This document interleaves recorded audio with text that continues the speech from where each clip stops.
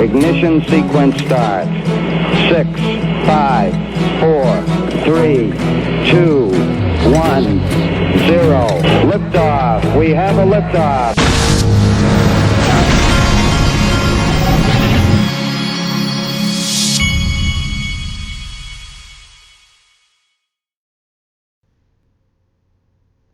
Hey everybody, this is the digital asset investor, and poor Anthony Pompliano, the guy. I almost feel sorry for the guy.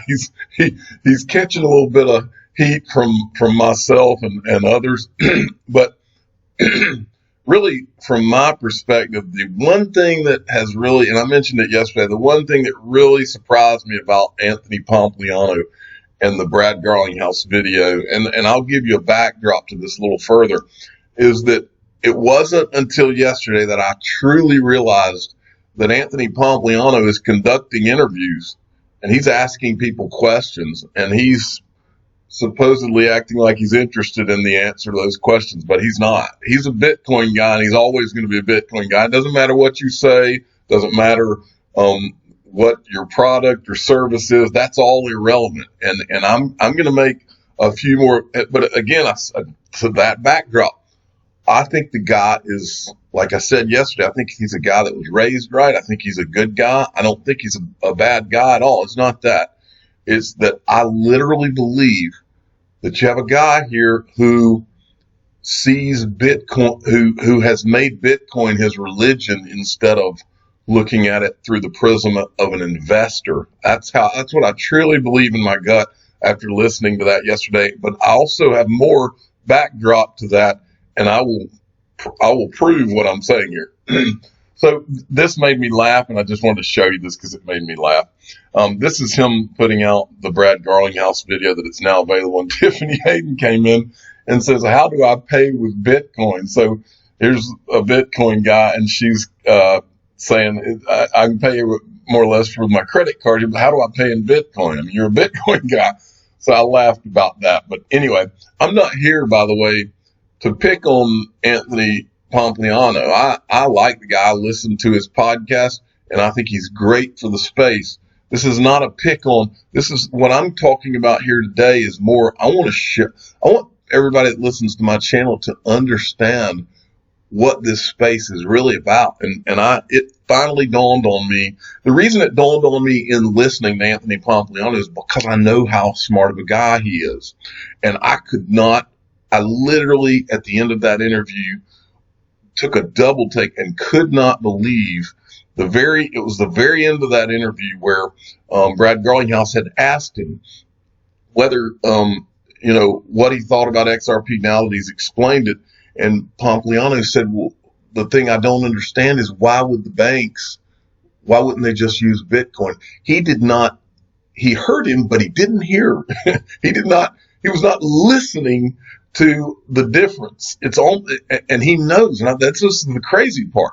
And the question that you have to ask yourself is if a smart guy is listening, quote, listening to, okay, you've got a digital asset that's faster and it does all this in a better way and it's an improvement on Bitcoin. Brad Garlinghouse literally told him that the people that created XRP, it was for the purpose of making a better Bitcoin. He heard all that. The fact that he can ignore it, and it means nothing to him how that would apply in a business world and how the business world would demand certain things that are better than how Bitcoin operates. The fact that he can ignore it means that Bitcoin is a religion to him, and I will prove that to you right now. 1 second. Okay. I thought this was hilarious. Crypto Deluxe, they even ignore facts. This is exactly what it felt like. New episode with Anthony Pompliano after Brad Garlinghouse interview. The truth this way. Ignore that. Social media tells me that the truth is a conspiracy to keep us in our place. This is what it felt like at the end of that interview. Okay. Now, this is what I tweeted out this morning. And by the popularity of this tweet, you can tell. I think I finally, and it literally dawned on me because I know how smart Anthony Pompliano is. Yesterday, it finally dawned on me that this space is divided into two camps. the Church of Bitcoin, and those who believe that digital assets with utility can transform finance and business. The Bitcoin snake handlers do not care about real-world business use case. Hashtag XRP. Now, here's the way I look at this, folks.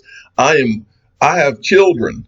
I'm investing for my children's future. I'm not investing in some sort of hypothetical revolution.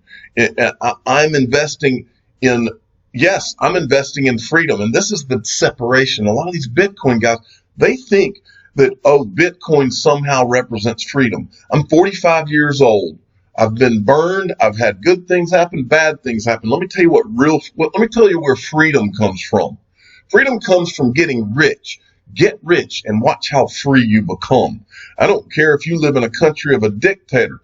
Dictators respect wealth because the wealthy are smart enough to know that they just contribute to the cause or whatever.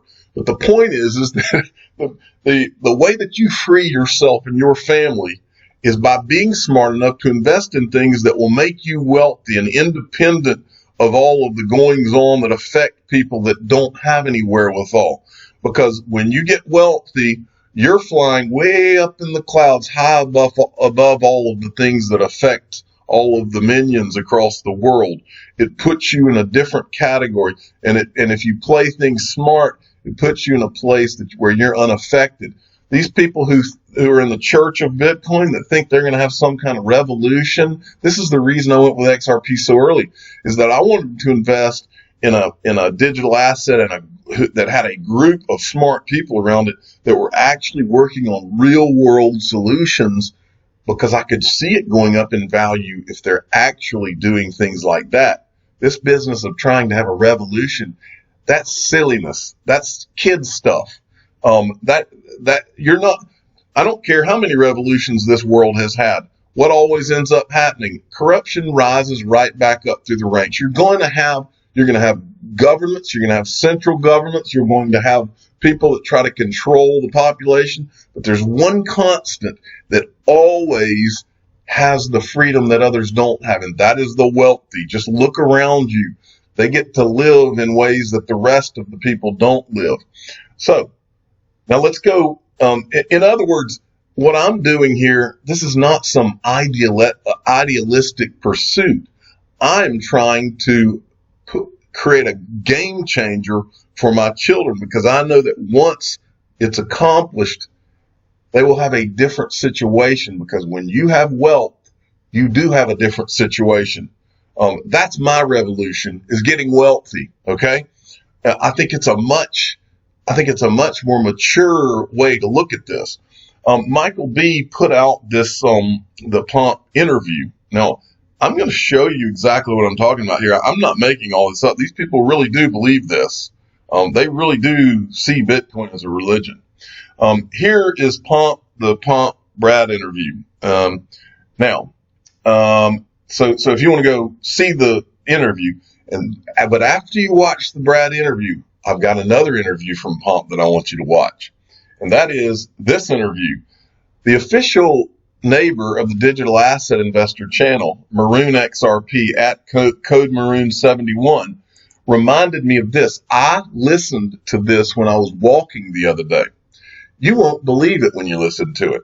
Now, and what I want you to listen to when you're listening to this video, this is Alex Svetsky, founder of Amber, why the Bitcoin price is wrong. But what he's really talking about in here is Bitcoin maximalism, and he's telling you what they really think. But what I want you to get out of this is go through the Brad Garlinghouse interview, and I want you to listen to Anthony Pompliano in that interview. Listen to what his demeanor is and how he responds to things, and then go listen to this interview. He literally almost gets giddy talking to this guy, and he makes it very obvious that he's totally on board with what this guy's saying. This is what they believe. Don't take my word for it. I'm going to read what I'm about to read to you is first. This is what Alex Svetsky said. All right, here it goes. That intolerant ability to stick with what you believe in is really unique to the Bitcoin group and the Bitcoin maxis because we come from a core of people who do not compromise, who will not, adjust our values just because it sounds nice, or, because we are going to be hurting someone's effing feelings, or any of that sort of stuff. It is literally Bitcoin, Bitcoin's consensus rules, and that's it. We will not waver from that. And the reason that's important is because this is a movement. This is the revolution of our time. We are, and listen to this last line, we are separating money from the state. Think separation of church and state. And then at 18 minutes in this video, audio, Pont says, if money is a belief system, he's making the point that money is a belief system. He says, if money is a belief system, then money ends up looking very similar to religion. This is a religion to them. And who the investors are that are listening to people who believe that their investment is a religion instead of an investment is cuckoo crazy. That's cuckoo for Cocoa Puffs, folks. But the main point here, and then, but when you hear that, and then you go back and you listen to the Brad Garlinghouse thing, and Brad Garlinghouse is saying things like, what's important here, and what we're not seeing enough of in crypto is people focusing on the customer. These are business people, folks. These are grown-ups. These aren't these children who are talking about this being a revolution and separating money from state. And then Brad Garlinghouse in the other interview, he said, when you start trying to take over a country's money supply, when you start talking about this type of thing, countries start bringing out the tanks. And that's the whole point, folks. This is not about a revolution in the sense of taking over countries. This is about finding an investment that can change your children's lives. And Bitcoin may be an investment like that, but you got to separate out the two. We're not talking about the church of Bitcoin on my channel. We're not talking about the church of Ripple either. As long as Ripple's making smart business moves and they are creating an ecosystem of use cases for XRP, I'm on board. I am in. But it's not because I believe in the church of Ripple or the church of XRP. It's because I see common sense, real world uses that can help my family as a game changer in the way my children are able to live and grandchildren are able to live into the future. Is not because I want to be a part of some revolution. That's not the point.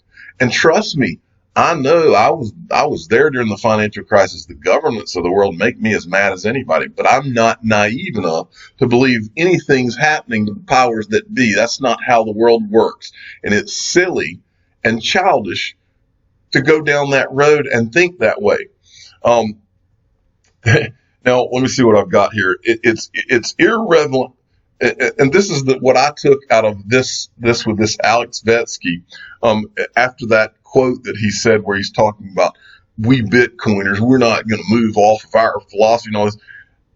In other words, it's irrelevant to him what actual customers say or what the feedback is about Bitcoin. That's irrelevant to this guy. What works and does not work, what's faster, what's cheaper for the customer, those things are irrelevant. Is that what you want to be a part of as an investor, or would you rather be a part of a digital asset where the people that are working on its use case are saying, no, we've got use cases, everything. If it doesn't have utility where the customer actually needs it and has a reason to run money through it, then it's not going to do anything over the long haul. That makes sense. And that's why we're here, folks. And I'll say this as a final kind of thing. If you want freedom, get rich. I'll say that. And you can quote the digital asset investor on that. Okay. And next, I got this from Danny Torres. And by the way, if you haven't seen her art, she does XRP art. And her website is right here. It's Danny Torres Fine Art. That's DANITORRES fineart.com. And she's got this XRP series. If you haven't seen it, at some point I'm going to get one of these. But she sent me this, and this is from On the Chain. And I'm going to finish up with this in this video. This is from Jeff. He's from the HODL Review.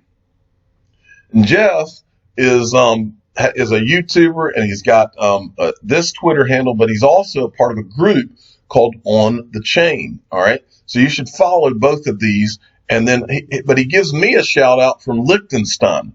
It says, watch as Jeff drives from Switzerland to Liechtenstein and visits a castle. When we moon, see you in Liechtenstein. And but first, before I get to his video, this is the On the Chain Twitter handle. You should give them a follow. It's a group of good, really good YouTubers. Welcome to On the Chain. You can go to onthechain.io, and it's got a meet the contributors. It's got Crypto Eddie, Junglink, Rob Cash. Just recently, I've watched a few of Sincerely George. She does a live stream in the morning, and then I've watched Odds Crypto, and then Jeff Hodel Review. This is the guy that is in Liechtenstein. And then Chip, I don't know Chip, but I'm going to look into him more. But Jeff here is the one that did the video from Liechtenstein. So here's the video. And I'm talking to Jeff now, and I wanted to tell you, Jeff, if you've never heard this before, the digital asset investor, yeah, I did bring up Liechtenstein. I'm fascinated by Liechtenstein. And the reason this came up was because Liechtenstein, I kept noticing it was popping up in blockchain regulatory talk, and then we had the LCX exchange over there, and Binance had partnered with them. Then we started seeing pictures of Michael Arrington, and then Ethan, what's the guy from Spring? Ian, is it Ian? No. Anyway, the guy that runs Spring popped up over there. And so, and it just is a beautiful countryside. And then it's right beside Switzerland. And I found out they had a deal with Switzerland where you can literally go back and forth across the border. Found out that there's literally Saudi sheiks that go there to park their money. These are not coincidences, and it's not a coincidence that Liechtenstein is becoming one of the ground zero areas for crypto. You've got Malta, Liechtenstein, Zug, I think it's Zug, Switzerland is how you say it, maybe Zug. But anyway, he went to Liechtenstein, and I'm very jealous. I will be there one day. But I needed to tell Jeff there's an issue, and that is the digital asset investor is literally scared of heights. As I watch this part of your video and you're driving in, it makes me a little nervous because if I drive in areas like this, I literally start to feel dizzy. My wife has to drive me. In fact, I was talking to my wife about your video this morning, and she said, well, do you have to drive on the left side of the road? And I said, well, if that makes you nervous, then we might be having to take a bus into Liechtenstein. So I got all sorts of problems here, Jeff. But one of them is heights. If we go to the mountains, I literally have to let my wife drive, and I do feel totally emasculated when I do that. I'll tell you right now. But this countryside did look really cool, and he gave me a great shout out in this video. And so you all need to go and follow these guys and follow what they're doing. And I really do appreciate Jeff doing that. One day maybe I can meet you in Liechtenstein, Jeff, and we'll have a beer or two or maybe three. You never know. I don't know what kind of food Liechtenstein has, but I hope to have some good pizza. I'm the digital asset investor. I'm not an investment advisor. This is for entertainment purposes only. Please subscribe and hit the like button and tell your friends and family to go give Jeff a follow and to go watch his Liechtenstein video. And by the way, their YouTube channel is On the Chain as well. And you need to help them beef up their subscribers here as well, because everybody's an important part of everything that's going on. And I want to finish this video by saying to Anthony Pompliano, look, buddy, I like you. I think you're a good guy. I think you're a great guy, but I just think that you are hitting the wrong mark with looking at this as looking at as an investor at something in terms of being a revolution. Now it is a financial revolution in terms of it's going to change the way finance looks. Yes. And it's going to swallow up a lot of traditional finance. I agree with that. But ignoring what XRP is and ignoring digital assets that have use cases just because Bitcoin was first is silliness. That is pure bunk. Thank you for listening.